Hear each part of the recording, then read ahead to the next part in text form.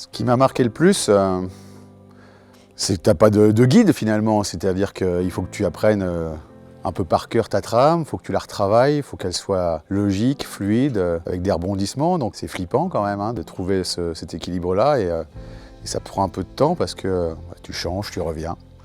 Donc c'est ça le plus frappant.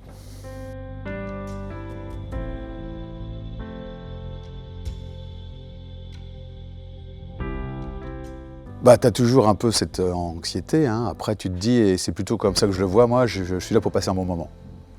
Donc, une fois que je suis dans cet état d'esprit-là, j'y vais.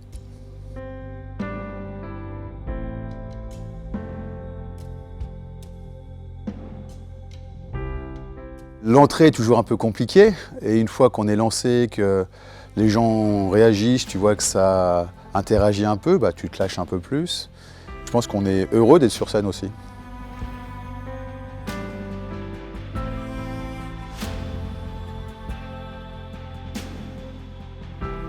Quand ça s'est bien passé, on se dit voilà, c'était une expérience réussie, un vrai challenge, et je pense que ça nous apporte aussi beaucoup.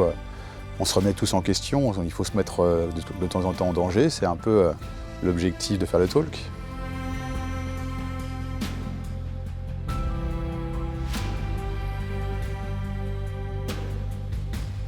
Que la fidélité, pour moi, c'est ce qui est le plus important dans la relation client. Encore une fois, moi, je ne suis pas là pour traiter des réclamations, je suis là pour fidéliser nos clients et faire qu'ils reviennent.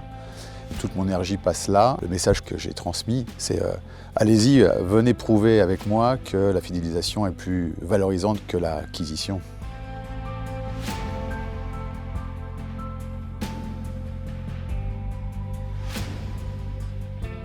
Je pense qu'il faut y aller. Encore une fois, il faut se remettre en cause, il faut avoir de nouvelles expériences pour avancer. Et je pense que c'est une belle expérience qu'il faut vivre au moins une fois.